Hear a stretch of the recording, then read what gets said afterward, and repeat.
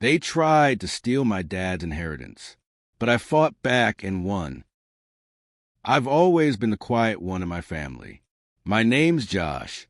I'm 31 now, but this story starts when I was 28.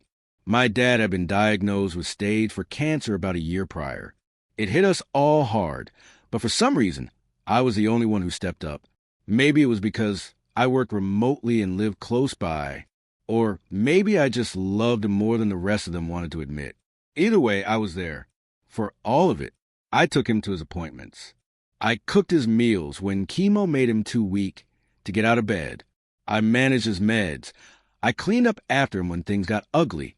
And most of all, I just sat with him, held his hand through the pain, talked with him about life and regrets and everything in between.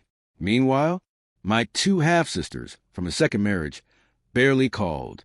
My stepmother, let's call her Sandra, mostly hovered around when visitors came by, acting like the doting wife. But I saw through it.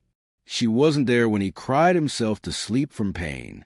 She wasn't the one sleeping on the hospital couch when he had to be rushed in for emergency care. I was. About a month before he passed, Dad and I had a talk. He told me, "Josh, I know you've been here for me. I see what you've done. You're my son, not just in blood, but in loyalty. I want you to handle everything after I'm gone." I told him not to worry, that I'd make sure everything was handled with respect. That was the last time I saw him fully lucid. 2 weeks later, he was gone. A week after the funeral, Sandra called a family meeting. It was just me, her, and her 2 daughters, Ashley and Megan. She sat at the head of the table, a fake sympathetic look on her face, and said, "Now that your father has passed, I want to let you all know he didn't leave a will.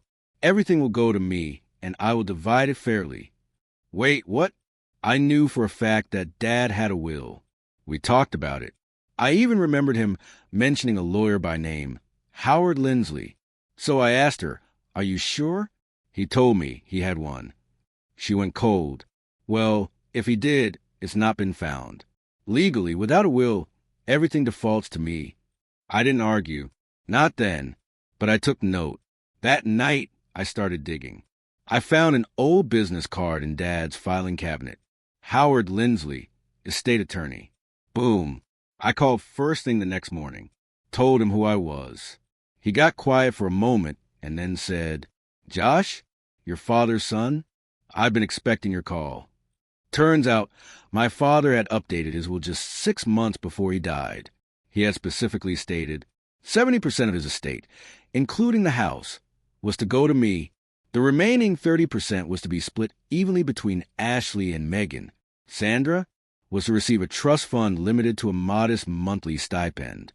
That's it. I was stunned, then furious. When I told Sandra I had contacted the lawyer, her mask cracked. She accused me of going behind the family's back, that my father must have been manipulated in his final days. But I had receipts, literal, notarized receipts, and a lawyer. I officially filed a petition to submit the will to probate court. Sandra tried to contest it. She claimed Dad wasn't a sound mind when he signed it, that I'd pressured him into changing it. But guess what? Howard had video documentation of my dad signing the will in full capacity, laughing and even saying, "I want this to be clear so no one fights over my estate." Oh, the irony. For 9 months, we were locked in legal hell. Sandra hired an aggressive attorney. She tried everything. Stalling, smear tactics, even spreading lies to distant relatives. But every time, evidence shut it down. I submitted video proof of the signing, medical records showing Dad was lucid, my own receipts of being his full-time caregiver, multiple witnesses, nurses, neighbors, even Dad's pastor, who confirmed I was the only one there. The judge saw through it. On a cold November morning, the court ruled in my favor. The will was valid. I inherited my father's home, valued at $1.2 million. Stocks and investment accounts worth another $1.5 million. A vintage car collection that sold at auction for over $400,000. Ashley and Megan got $250,000 each. Sandra got her modest trust, exactly as Dad had written. I haven't spoken to any of them since. They called me greedy, a manipulator, said I took advantage of a dying man. But I sleep easy, because I know the truth. I was the only one who stood by him when it counted.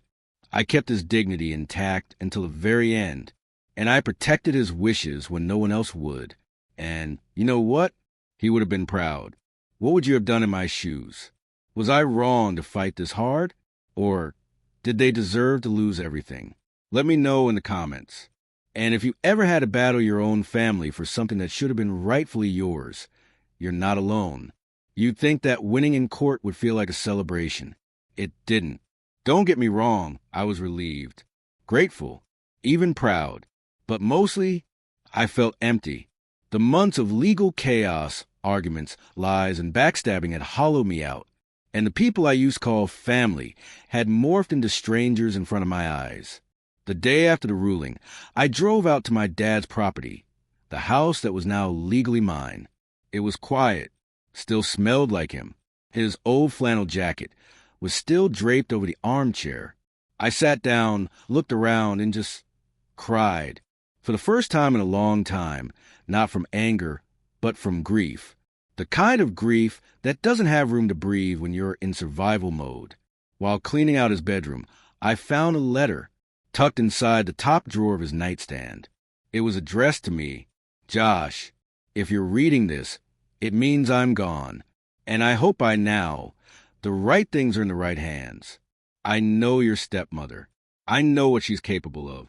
I didn't want to leave you in a war, but I also knew you'd fight if you had to. Thank you for being my son. Not just in name, but in character. I love you. I trust you. And I'm proud of you. Take care of yourself. You've spent so long taking care of me. Now, Live. I folded the letter, held it against my chest, and stayed like that for hours. That one letter healed more than any court victory ever could. Sandra, Ashley, and Megan, they didn't take it well.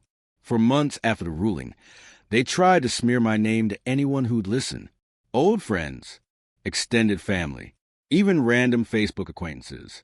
Sandra even posted a long rant on social media calling me a snake, claiming I'd used dirty tricks to rob her daughters of their rightful legacy. But the more they talked, the more people started questioning their side. Several relatives privately reached out to me. Some even apologized, said they didn't realize I'd been his sole caregiver, that they had no idea Sandra had lied about the will. One even said, honestly, I think your dad knew exactly what he was doing.